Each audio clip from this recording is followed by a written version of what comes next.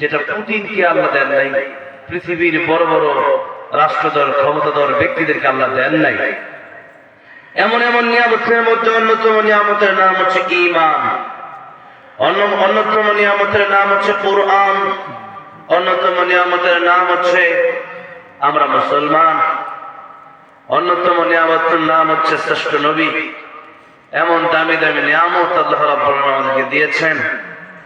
এই পর্যন্ত আজকের এই 17 ডিসেম্বর পর্যন্ত আল্লাহ রাব্বুল আলামিন আমাদেরকে হায়াত দান করেছেন, নেক হায়াত দান করেছেন, হায়াতে তয়্যিবা দান করেছেন। আজকে এই জান্নাতের বাগান, রাসূল করিম সাল্লাল্লাহু আলাইহি সাল্লামের ভাষায় যেখানে কোরআন সুন্নাহ থেকে কথা বলা হয় শোনা হয় সেটা জান্নাতের বাগান। তো আল্লাহ রাব্বুল আলামিন আমাদেরকে ভালোবেসেছেন বিদায় এই পর্যন্ত জান্নাতের বাগানে আমাদেরকে আসার বসার তৌফিক দিয়েছেন। এই জন্যে মুহাব্বতের সাথে আল্লাহর প্রেম অন্তরে নিয়ে জবান খুলে সকলেই পড়ছি আলহামদুলিল্লাহ। আলহামদুলিল্লাহ। এত আস্তে মুসলমানের আওয়াজ হতে পারে না। মুসলমান কাপুরুষের মতো থাকবে না, বীর পুরুষ হয়ে থাকবে। মুসলমান বীর পুরুষ হয়ে থাকবে। মুসলমানের তরবারি না থাকতে পারে, মুসলমানের বুলেট কামান না থাকতে পারে, কিন্তু মুসলমান আল্লাহু আকবার ধরে থাকবে। এমন যে শাহজালাল রাহমাতুল্লাহ আলাইহি ছেড়েছে যখন আল্লাহু আকবার বলেছিল গৌর গোবিন্দের মস্ত তস্তস হয়ে গেছিল আল্লাহু আকবার। আল্লাহু আকবার। তাইলে মুসলমানের আওয়াজ কম হবে, আস্তে হবে না জোরে হবে? জোরে হবে। প্রশ্ন হতে পারে যে আস্তে বললে তো আল্লাহ শোনে। হ্যাঁ, আস্তে বললে অবশ্যই আমার আল্লাহ শোনে। হাজার হাজার ফিট নিচে যদি কোনো পোকা হাঁটে সেই আওয়াজটা আমার আল্লাহ শোনে। জোরে করছে সুবহানাল্লাহ। তাহলে আস্তে বললেও আল্লাহ শোনে, জোরে বললেও শোনে। কিন্তু আমরা জোরে বলবো কেন? হযরত বেলাল রাদিয়াল্লাহু আনহুকে যখন উমাইয়া মারত, তখন আবু বকর সিদ্দিক রাদিয়াল্লাহু আনহু এই দৃশ্য দেখে বেলালকে বলেন, বেলাল তুমি উমাইয়া যখন তোমারে মারে তুমি জোরে জোরে আল্লাহু আহাদ বলো। তুমি আস্তে আস্তে আল্লাহু আহাদ বললে তাহলে আমার আল্লাহ ঠিকই শুনবে, সে না শুনুক সমস্যা নাই। তুমি যত জোরে বলবা সে তোমার আল্লাহু আহাদ বললে সহ্য করতে পারে না, আল্লাহর নাম সে সহ্য করতে পারে না, এই বেঈমান কাফের উমাইয়া। সুতরাং তুমি আস্তে আস্তে বলো। হযরত বেলাল বলেন, ঠিক আছে আমি আস্তে আস্তে বলার চেষ্টা করব।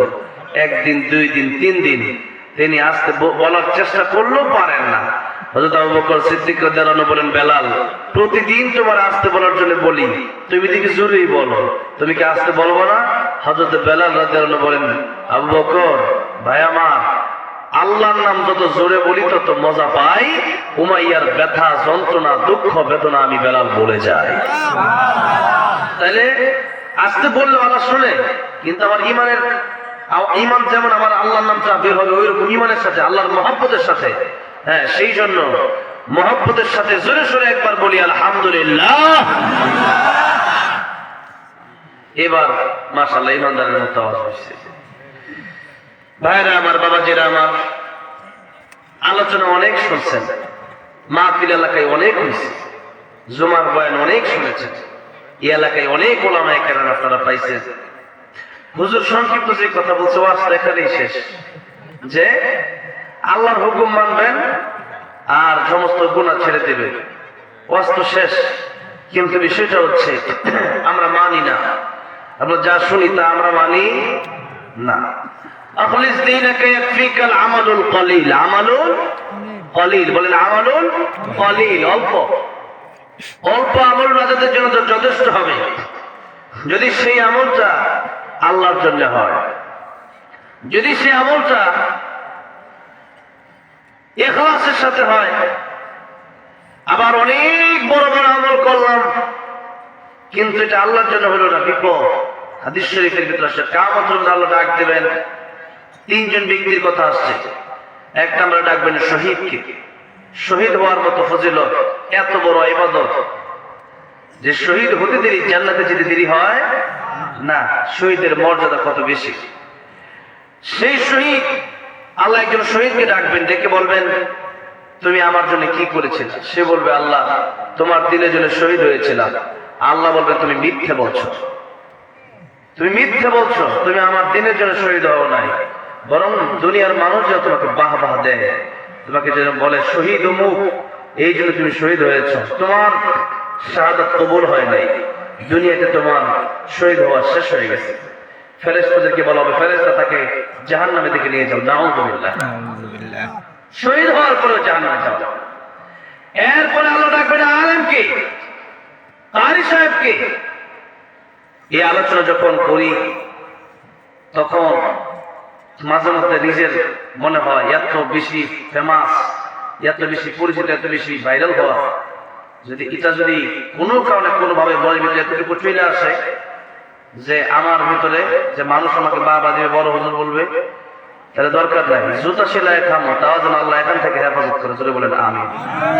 যদি কোনোদিন এমন ভিতরে আসে যে মানুষ বাহাবা দেওয়ার জন্য আলেমকে ডাকা হবে, এরপর জিজ্ঞাসা করা হবে তুমি কি করেছো, শুধু আল্লাহ তোমার দিন শিখেছিলাম, আল্লাহ আলেম হয়েছিলাম, তোমার জন্য আল্লাহ তুমি মিথ্যা বলছো, মানুষ তোমাকে বড় শাইখুল হাদিস বলবে, মানুষ তোমাকে বড় মুফতি সাহেব বলবে, হ্যাঁ বড় কারি সাহেব বলবে, কণ্ঠটা অনেক সুন্দর ছিল বলবে, এই সমস্ত কথা তুমি মানুষের সামনে তুমি আলেম হয়েছিলে মানুষের বাবা পাওয়ার জন্য, তুমি দুনিয়াতে সেটা পেয়ে গেছো, আজকে জাহান্নামে দিও, নাউযুবিল্লাহ বলো। আল্লাহ আগে আমাদেরকে হেফাজত করেন, ধরে বলেন আমিন।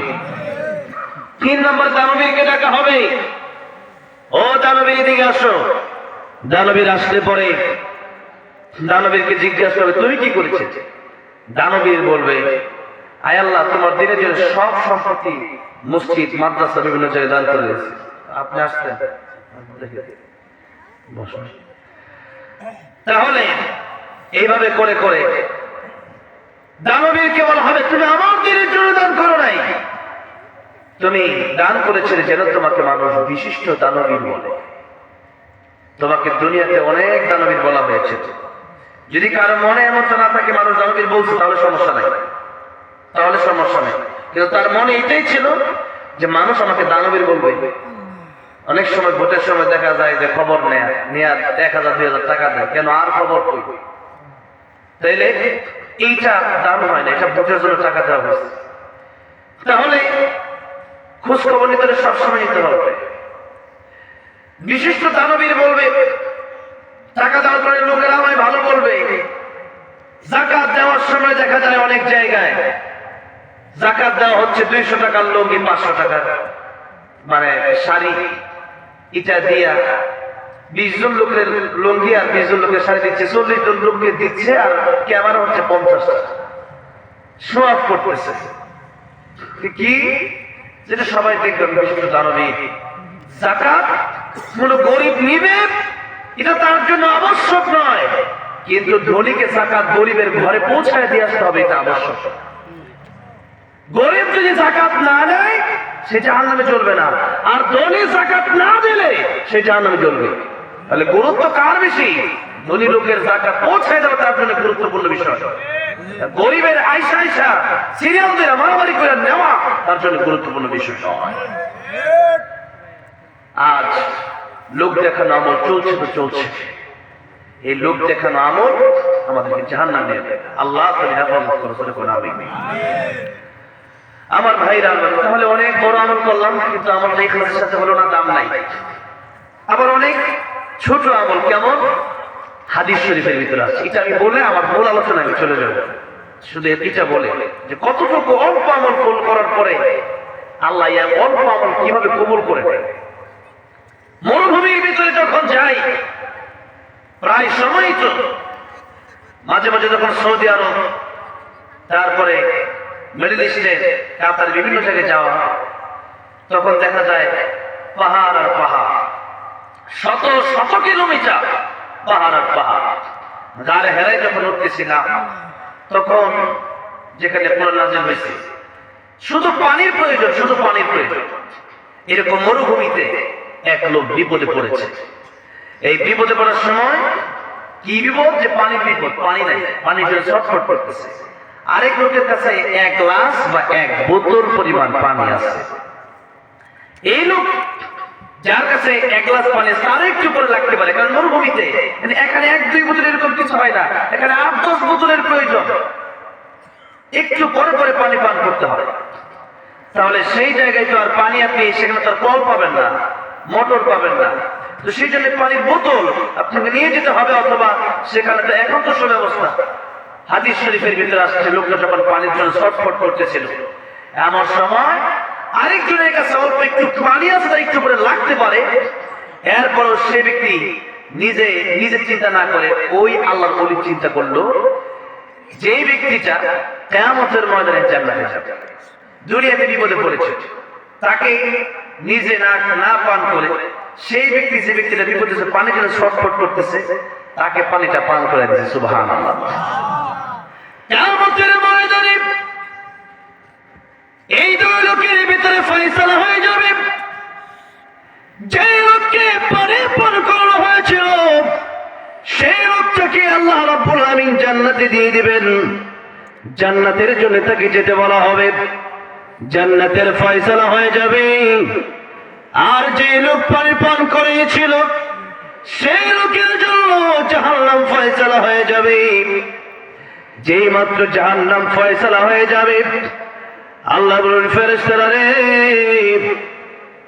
তাকে জাহান্নামে নিয়ে যাও। ঠিক আছে, যে লোকের জন্য জান্নাত ওয়াজিব হয়ে গেছে সেই লোকের সামনে দিয়ে তাকে নিয়ে যাও। যে মাত্র তাকে নিয়ে যাওয়া হবে, ওই ব্যক্তির সামনে দিয়া যাকে দুনিয়াতে এক গ্লাস পানি পান করানো হয়েছিল, এই লোকটাকে দেখে সে চিনে ফেলবে। এমনি রেখে বলবে, আপনি জান্নাতে যাবেন আর আমি জাহান্নামে যাব।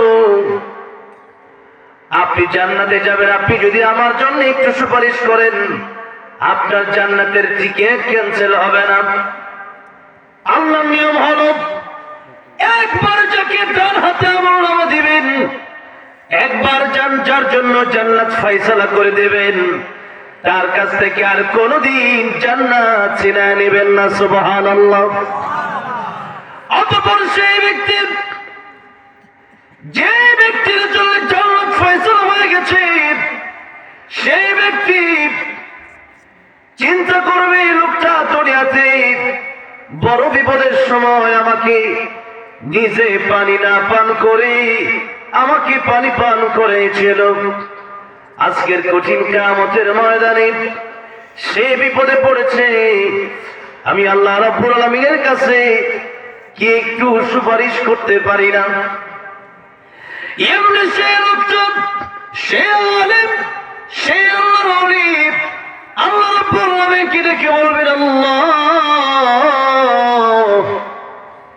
দুনিয়াতে বড় বিপদে পড়েছিলাম, পানির অভাবে ছটফট করেছিলাম, নিজে পানি না পান করে এক গ্লাস পানি, এক বোতল পানি আমাকে পান করিয়েছিল। আল্লাহ রাব্বুল আলামিন আজকের কিয়ামতের কঠিন ময়দানে সে ব্যক্তি বিপদে পড়ে গেছে, তুমি কি তারে মাফ করে দিতে পারো না? এমনি আল্লাহ ডেকে বলবেন, বান্দারে, তার জন্য জাহান্নামের ফয়সালা হয়ে যাওয়ার পরেও আমি আল্লাহ রাব্বুল আলামিন তোর সামনে দিয়ে তারে কেন পাঠিয়ে দিলাম? ও আমার ওলি, ও জান্নাতি, উসিলার প্রয়োজন আছে। উসিলা দেখে দেখে আমি আল্লাহ পৃথিবীর অনেক মানুষকে মাফ করে দেব। ছোট্ট ছোট্ট আমল দেখে পৃথিবীর অনেক মানুষকে আমি আল্লাহ মাফ করে দেব। আজকের কঠিন কিয়ামতের ময়দানে লোকটা বিপদে পড়েছে, আমি তাকে ডাইরেক্ট জাহান্নামে দিয়ে দিতে পারতাম, কিন্তু তোর সামনে আল্লাহ এই জন্য, যাতে করে ওই আমলের কথাটা তারও মনে হয়ে যায়, তোরও মনে হয়ে যায়। ও বান্দারে, আজকের কঠিন কিয়ামতের ময়দানে তার জন্য তোর অবশ্যই মায়া লাগে। দুনিয়াতে তোর জন্য তার মায়া লাগলো, তার দিলে দয়া হলো, নিজে পানি না পান করে তোমাকে পানি পান করাইলো। তোমার জন্য যদি তার এত দয়া মায়া থাকতে পারে, আমি আল্লাহ রাব্বুল আলামিনের দয়া মায়া এই বান্দার চাইতে কোটি কোটি কোটি গুণ বেশি।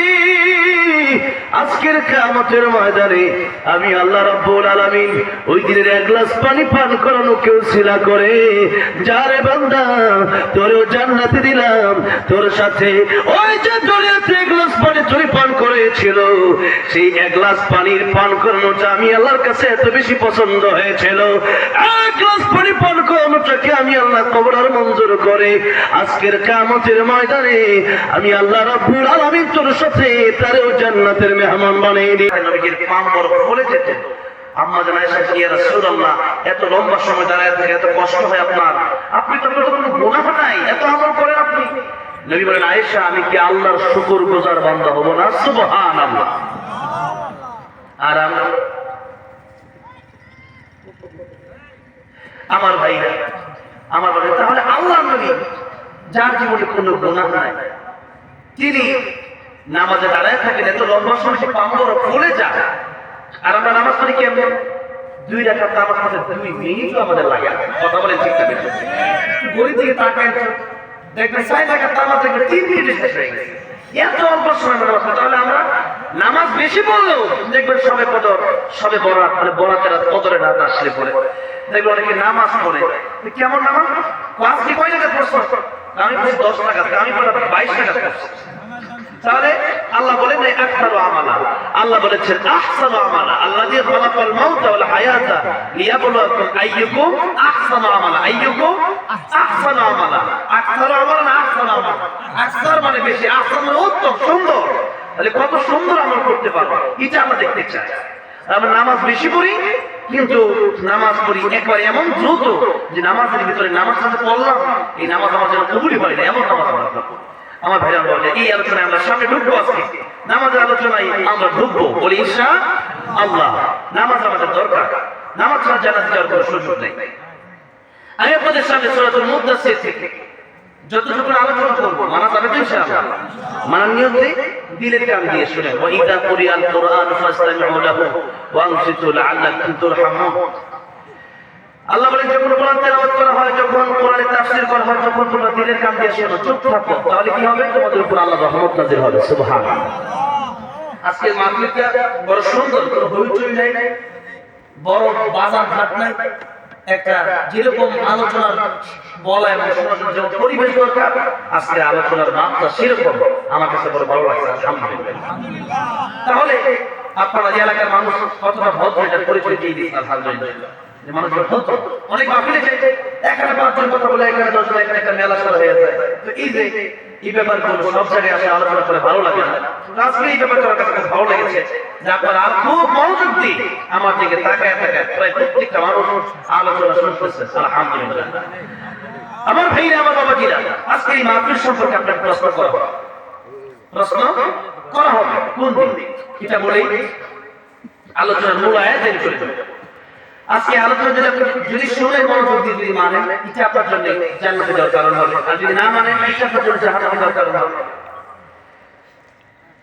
জাহান্নামে যাওয়ার পরে জাহান্নামে থেকে প্রশ্ন করা হবে তাফসীরুল কোরআন সম্পর্কে, এই ওয়াজ মাহফিল সম্পর্কে, দ্বীন শেখা সম্পর্কে। আল্লাহ কোরআন শরীফে আল্লাহ রাব্বুল আলামিন সূরাতুল মুলকে প্রশ্ন করা হবে। আল্লাহ বলেন سألهم خزنتها ألم يأتكم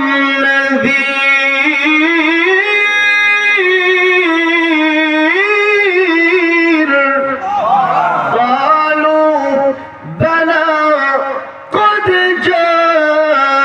جاءنا نذير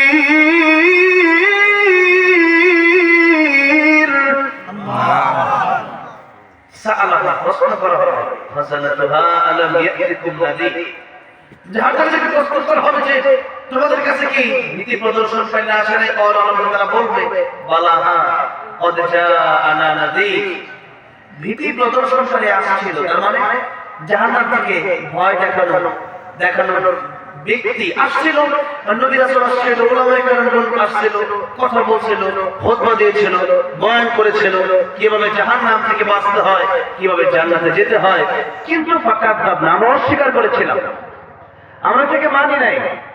আমরা এটাকে চিন্তা করলাম যে হুজুরের কথা শুনলে কি আর না শুনলে কি, এত হুজুরের শুনে তো পারবে, এটা দিয়ে কি এমপি হওয়া যায়, এটা দিয়ে কি মন্ত্রী হওয়া যায়, এটা দিয়ে কি আর বড় বড় মানে ব্যবসায়ী হওয়া যাবে, এটা দিয়ে কি আর ধনী হওয়া যাবে, এটা দিয়ে কি 5 তলা বাড়ি হবে।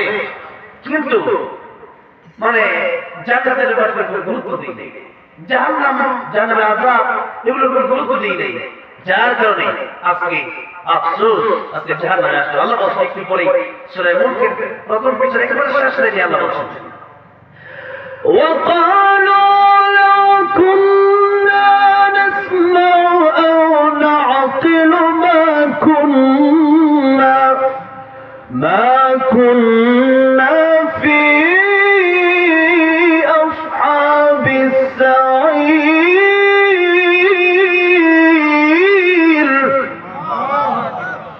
ওই দিন যদি হুজুরের কথাগুলো ভালো করে শুনতাম, আমল করতাম, অনুধাবন করতাম, মা কুন্না ফি আসহাবিস সাইর। আজকে জাহান্নামে আসা অতঃপর জাহান্নামে যাওয়ার পরে তারা আল্লাহকে ডাকা শুরু করবে। জাহান্নামে যাওয়ার পরে আল্লাহকে ডাকতে লাভ হবে? বলে লাভ হবে? লাভ নাই। আল্লাহ বলছেন রব্বানা খরিজনা মিনহা فإن عدنا فإنا ظالمون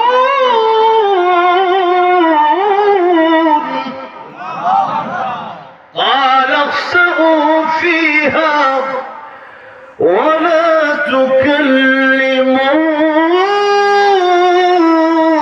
تكلمون ربنا أخرجنا منها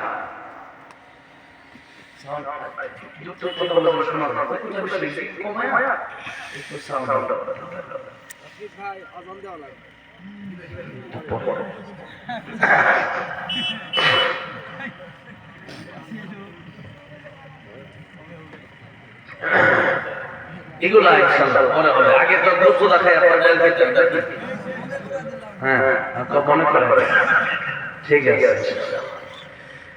আমার ভাই দেওয়া তাহলে আল্লাহ বলছেন জাহান্নামে যাওয়ার পরে তারা বলবে রব্বানা আখরিজনা মিনহা, আমাদের রব আপনি আমাদেরকে জাহান্নাম থেকে একটু দূর করে দেন না আল্লাহ।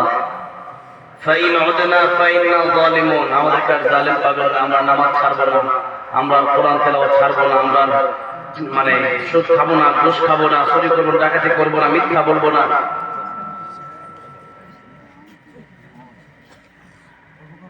আমি মানে আলোচনা আপনার কাছে কষ্ট হচ্ছে বলে ভালো লাগছে, একটু একটু দিতে ইচ্ছা করে ভালো লাগলো নাকি নাকি আমাদের দেশে অনেক মাছ বাজনা করে, গান গায়, বিভিন্ন পিছকাই করে মান ভালোই থাকে। এখন কোরআনের আয়াত দিয়ে যদি বারবার বলতেছে এখন না ভালো লাগলে তাহলে কি বলবো? আল্লাহ কি বলবেন? জাহান্নামে যাওয়ার পর আল্লাহ কি বলবেন? কালাসু ফিহা, জাহান্নামে লাঞ্ছিত অবস্থায় পড়ে থাক, ওয়ালা তুকাল্লিমুন, কোনো কথা বলবি না, চুপ। আল্লাহ যখন বলবেন চুপ, কোনো কথা বলবি না, যাওয়ার জায়গা আছে? যাওয়ার জায়গা নাই, যাওয়ার জায়গা নাই। শয়তান যে বলবে শয়তান তোর কারণে সুদ ঘুষ খাইছি, তোর কারণে জেনা করছি, তোর কারণে মদ পান করছি, তোর কারণে জুয়া খেলছি, তোর কারণে গান শুনছি, তোর কারণে আড্ডাবাজি করছি, কি বলতে তোর হইয়া। এখন কি করবো? শয়তান কি বলবে তখন জানেন? আল্লাহ কোরআন বলবে শয়তান তখন বলবেন ইন্নাল্লাহা ওয়াদাকুম ওয়াদাল হক, শয়তান তখন বলবে আল্লাহর ওয়াদাই সত্য, আল্লাহর ওয়াদাই সত্য। আল্লাহ যা বলেছিলেন কথাটা বাড়ি করে আমি কথা বলতেছি, আবার তারা কি আমার আওয়াজ করতেছে, আমি একবার আওয়াজ করতেছি, আমার আরেকবার আওয়াজ করতেছে। মাইকটা যদি দেখো, আমি কালকে গতকাল খুব অসুস্থ হয়ে গেছিলাম, এগু কমায় দেন প্রোগ্রাম মানুষ করেছে। আল্লাহ যেন আমার শিফা দান করেন, বলেন আমিন। লম্বা সময় ধরে জানি শুনে উপস্থিত গাড়ি চালাতে সেই সেপ্টেম্বর অক্টোবর থেকে লম্বা সময় শুরু হয়েছে, তো এই জন্য অনেক বাজে। আর আমরা কোনো টাকা যাবে নাকি আর বেশি থাকা যাবে বলে ইনশাআল্লাহ। তাহলে জাহান্নামে যাওয়ার পরে আফসোস করে আর কোনো লাভ নাই, দুনিয়ায় থাকা অবস্থায় আমল করে নিতে হবে। কি করে নিতে হবে? কি করে নিতে হবে? আমল করে নিতে হবে। আসুন আমরা সরাসরি যে আয়াত পড়েছি ওই আয়াত দিকে একটু যাই, ওই আয়াতের দিকে গিয়ে আমরা তর্জমা করবো, তারপর আমরা করতে পারি। তর্জমা করে একটু ব্যাখ্যা করে শেষ করবো ইনশাআল্লাহ। আসুন আল্লাহ রাব্বুল আলামিন বলেন ফি জান্নাতি ইয়াতাসাআলুনা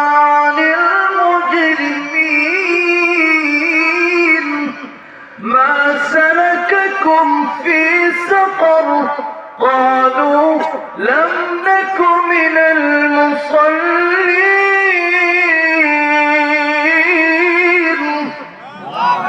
জান্নাতীরা জান্নাতে যাওয়ার পরে জাহান্নামে যাওয়ার পরে দুইটা দল হবে কয়টা দল? দুইটা। আমি যদি পারতাম না মাসআলা করার কথা সব সময় ভালো হতো, এইভাবে কথা বলবো। এখন তো সম্ভব না। উপরে চলে আসে উভয় গ্রুপের সাক্ষাৎ হবে, দেখা হবে। আমরা যেতে চাই কোথায়? জান্নাতে না জাহান্নামে? কোথায়? জান্নাতে না জাহান্নামে? আল্লাহ বলছে যদি জান্নাতে যেতে পারো, জাহান্নাম থেকে বাঁচতে পারো, তোমার চেয়ে সফল কামার কেউ নাই। সুবহানাল্লাহ।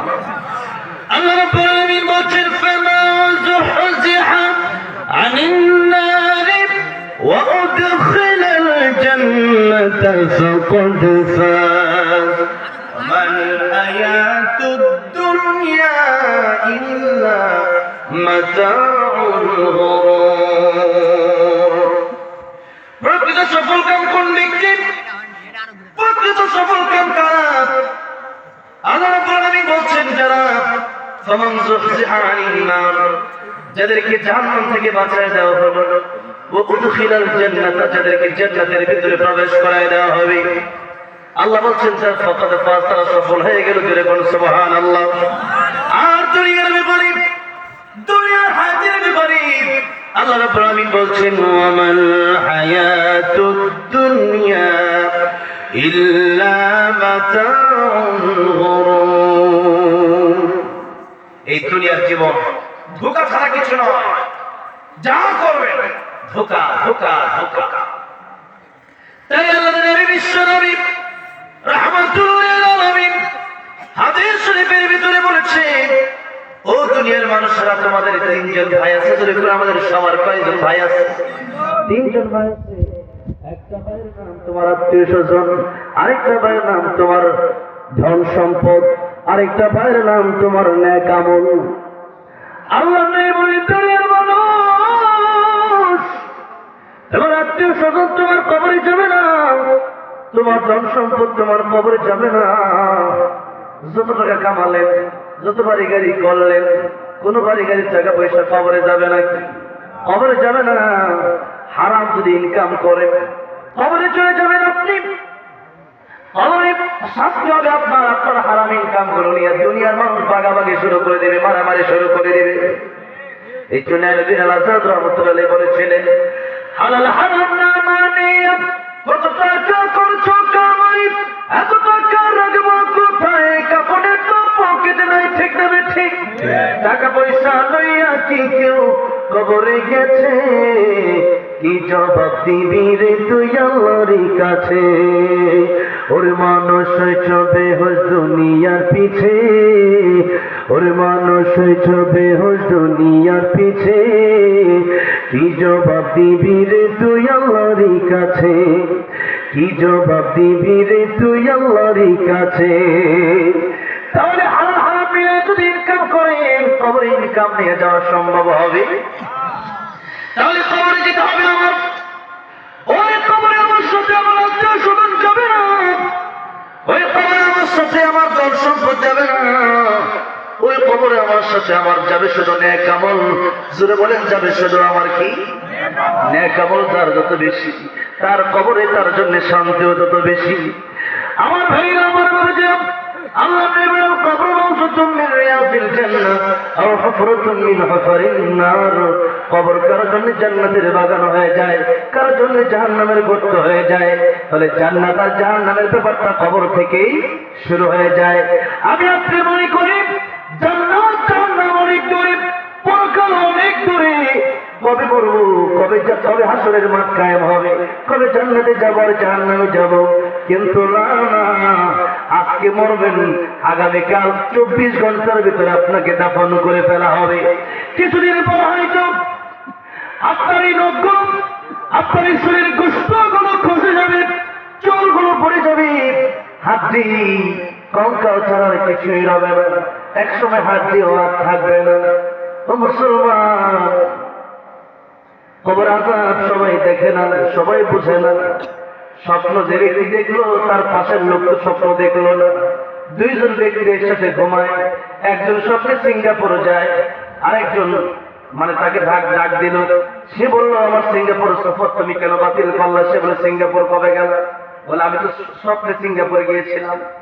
পাশের জন স্বপ্ন দেখে, কিন্তু যে ব্যক্তি স্বপ্ন দেখতেছে সে কিন্তু ঠিকই ভিতরে ভিতরে ঘুমের ভিতরে সিঙ্গাপুর চলে গেছে। ঠিক না বেঠিক? ঠিক তেমনি যার কবর আযাব হয় সেই তো আযাব এটা দেখতে পারে, শুনতে পারে, সেই তো আযাবটা যন্ত্রণা সহ্য তারই করা লাগে। মানবার জানক মানবার জিন ছাড়া পশু পাখিগুলো কবর আযাব দেখে। আমার ভাইরা, আমার বাবাজিরা, তাহলে জান্নাত আর জাহান্নামের ব্যাপারটা এটা অনেক দূরে নয়। আজকে মরবো তো আজকে আমার জন্য কবরে জান্নাতের লাইন হয়ে যাবে, নয়তো জাহান্নামের লাইন হয়ে যাবে। হয়তো আমার কবর জান্নাতের বাগান হয়ে যাবে, নয়তো জাহান্নামের গর্ত হয়ে যাবে। সুতরাং যদি এমন চিন্তা করি আখিরাত অনেক দূরে, আমল করার দরকার নেই এমন চিন্তা, এটা আমার জন্য ধোঁকা, এটা আমার জন্য কি? কারণ আজকে আমার লাগতে পারে আমি আলোচনা করতে করতে আমার মনে হতে পারে আপনাদের পাশে রংপুরের একজন আলোচক ফরিদুল ইসলাম নাম আলোচনা করতে করতে স্টেজে লোটায় পড়লেন।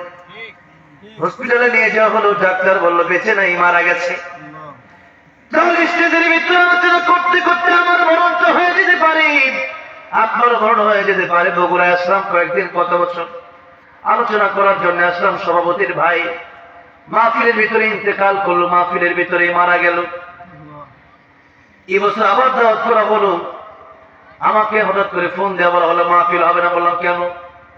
আমাকে বললো যে লোক মাহফিলের অর্থ দেয় সে লোকটা এই দুনিয়া থেকে এবছর চলে গেছে। এইভাবে করতে করতে সবাই চলে যাব, কেউ থাকবো না, চলে আমার যেতেই হবে।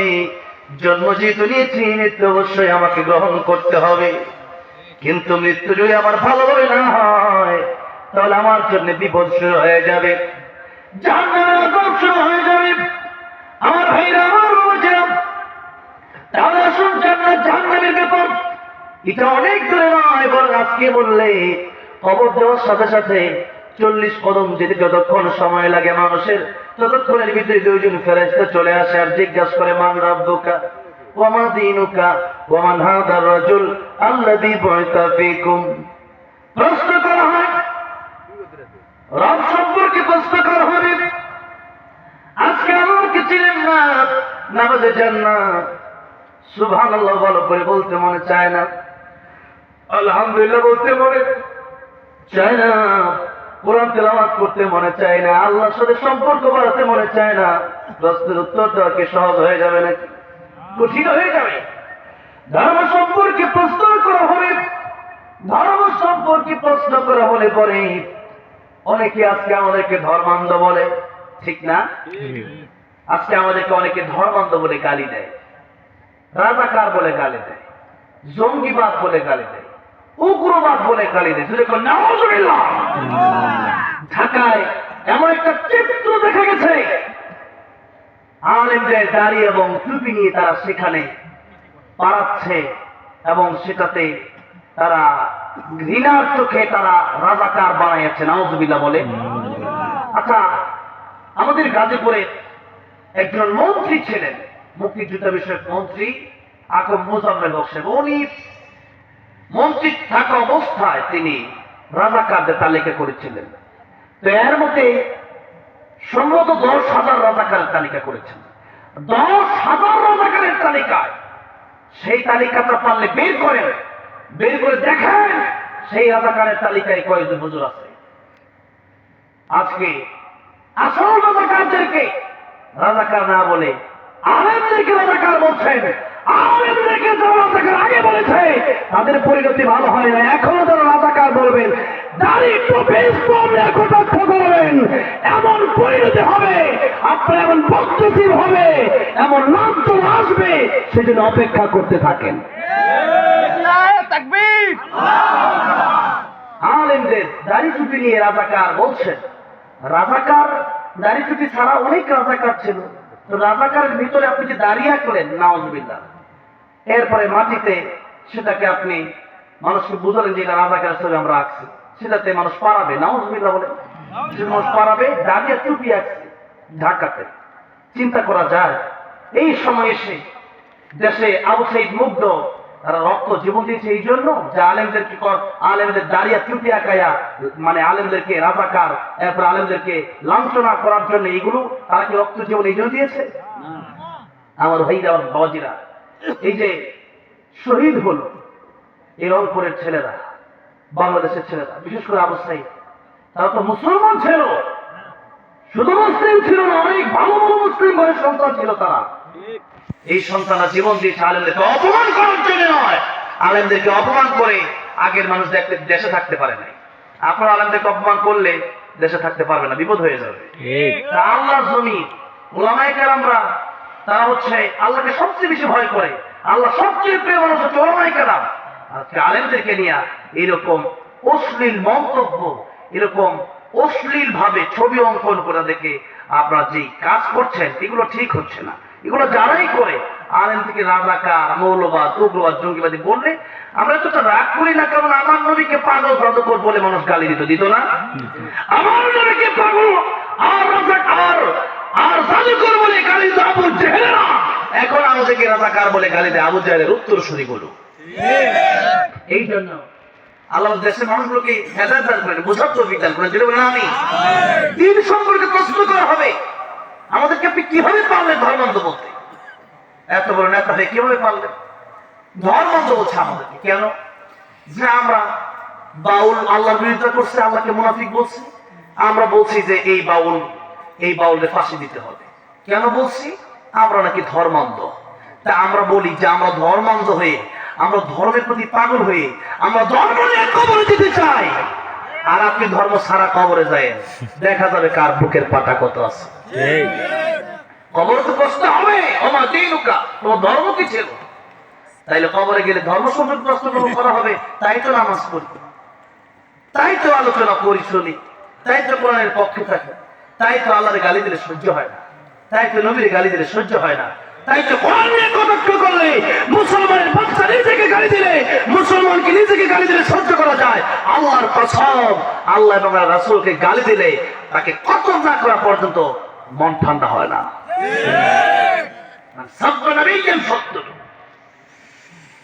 তাদের পক্ষ যারা নেই, এরাও নাকি মুসলমান, কেমন মুসলমান দাবি করে? আমার ভাইরা বলে, তাহলে কবরে আল্লাহ সম্পর্কে প্রশ্ন আছে না? রব সম্পর্কে, দিন সম্পর্কে, নবী সম্পর্কে? ওইটাই আমার আসল, ওইটাই আমার আসল। উত্তর দিতে পারলে কবর জান্নাতের বাগান, আর উত্তর দিতে না পারলে কবর জাহান্নামের গর্ত। তাহলে উত্তর দেওয়ার জন্য দুনিয়াতে তো ভালো কাজগুলো আমাদের করে যাওয়া লাগবে, যেরকম ঠিক না বেঠিক? তাহলে ভালো কাজগুলো কি কি একটু আমরা আসুন দেখি, আর খারাপ কাজগুলো কি কি। আজকে চারটা বলবো, চারটা কথা আল্লাহ বলেন যে চার কারণে জাহান্নামে যাবে। কয় কারণে? চার কারণে। সূরা মুদ্দাসির থেকে যে কয়েকখানা আয়াত থেকে আমি তেলাওয়াত করলাম যে জাহান্নামে কেন যাবে। জাহান্নামে আল্লাহ বলছেন, ইয়াতাসাআলুনা আনিল মুজরিমিন,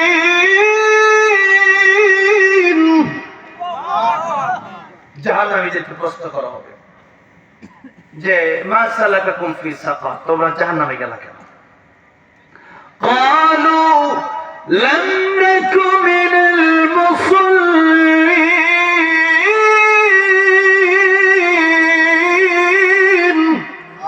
জাহান্নামীরা তখন বলবে তোমরা নামাজ পড়তাম, আমরা নামাজ পড়তাম না, নামাজের সময় হয়ে গেলে পরে তোমরা মসজিদে গিয়ে নামাজ পড়তা, আর আমরা নামাজ পড়ি নাই। তাহলে এক নাম্বার জাহান্নামে যাবে যেই কারণে, ওইটা হলো নামাজ না পড়ার কারণে জাহান্নামে যাবে। যেরকম কি না পড়ার কারণে? এই যে এত মানুষ মাহফিলে, মসজিদে কি এত মানুষ হয়? মসজিদে মানে দেখা গেছে আলহামদুলিল্লাহ কুয়েত সমস্ত এত সুন্দর একটা মসজিদ এলাকাতে করে দিছে, কিন্তু নামাজের সময় ফজরের সময় অনেক সময় এক কাতারও ভরে না। এই হইল মুসলমানদের অবস্থা। দাবি করতেছে আমি মুসলমান, কিন্তু কাজে কর্মে মাঝে মধ্যে মুসলমানের বাড়িতে বিয়াতে যে গান বাজনা হয় বুঝাই যায় না। আমার যাইবার কয়েকদিন আগে একটা মাহফিল শেষ করে টাঙ্গাইল থেকে আমি ঢাকা যাচ্ছি, গাজীপুর যাচ্ছি, তো যাওয়ার সময় একটা বাড়িতে ধুমধাম আওয়াজ হচ্ছে গান বাজনা। তো আমার ড্রাইভার বললো হিন্দু বাড়ি মনে হয়। এই হিন্দু বাড়ি কেন? তো মুসলমানের বাড়ি মনে হয়, এদিকে তো পুরো এলাকার এই মুসলমানদের এলাকা। তো আমি বললাম আপনি কেমন করছে, এইভাবে গান বাজনা হইতেছে তো হিন্দু বাড়ি, তো এই হিন্দু বাড়ি কোনটা আর মুসলমান বাড়ি কোনটা এটা চিনার কোন সিস্টেম?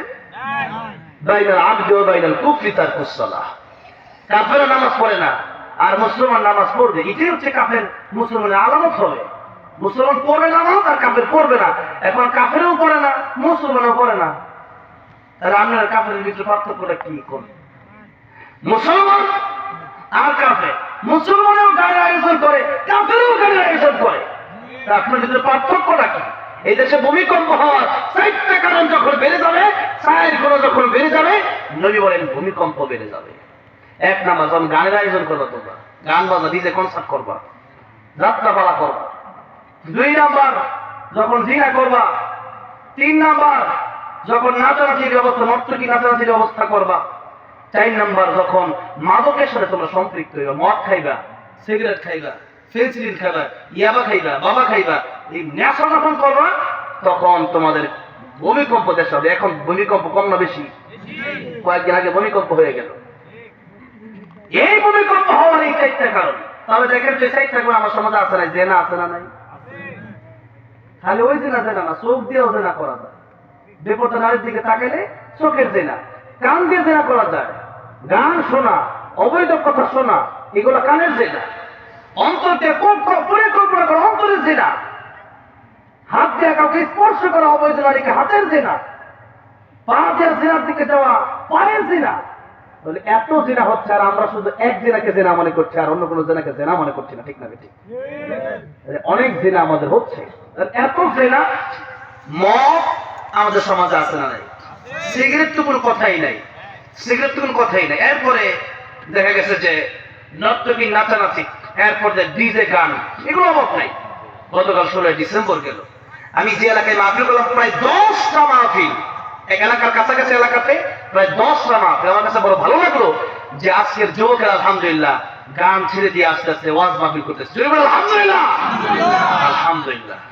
আপনারা যারা আছেন, যদি কেউ কোনো জায়গায় গান করে থাকেন, আপনারা এই ওয়াজ মাহফিল করেন ইনশাআল্লাহ। যত মানুষ আপনাদের ওয়াজ মাহফিল করার কারণে ভালো হয়ে যাবে, সবার সওয়াবগুলো আপনারা পেয়ে যাবেন। সুবহানাল্লাহ। আমার ভাইরা, আমার বাবাজিরা, তাহলে যে কাজগুলো করলে জাহান্নামে যাওয়া লাগে, এই কাজগুলো আমরা করব। আমার ভাইরা, আমার বাবাজিরা, আমার শুনুন, জাহান্নামে যাওয়া অনেক যোগ্যতা কারণের ভিতরে প্রথম কারণ আল্লাহ রাব্বুল আলামিন বলছেন জাহান্নামে যাবে নামাজ না পড়ার কারণে। এবার শুন, নামাজ যদি না পড়ি আর যদি মনে হয় জান্নাতে চলে যাব, আপনি ভুল সিদ্ধান্তে আছেন। যদি এমনটা হয় যে নামাজ পড়েন না আর মনে হয় যে আমি জান্নাতে চলে যাব, আপনি ভুল সিদ্ধান্তে আছেন। ফিরে আসার দরকার আছে না? নাই। ফিরে আসতে হবে। আল্লাহ নবী, বিশ্ব নবী রাহমাতুল লিল আলামিন বলেন, উম্মতেরা রে, কিয়ামতের ময়দানে সর্বপ্রথম কিসের হিসাব হবে? বলেন, কিসের হিসাব হবে? নামাজের হিসাব। সর্বপ্রথম নামাজের হিসাব হবে। নামাজের হিসাব দিকে যারা পার পেয়ে যাবে, সব জায়গায় তারা পার পেয়ে যাবে, তারা জান্নাতে চলে যাবে। সুবহানাল্লাহ। আর নামাজের হিসাব দিকে যারা পার পাবে না, সব জায়গায় তারা ধরা খাবে। সমস্ত জায়গায় ধরা খাওয়ার কারণে তার পরিণাম হবে, তাকে জাহান্নামে যেতে হবে। নাউযুবিল্লাহ। তাহলে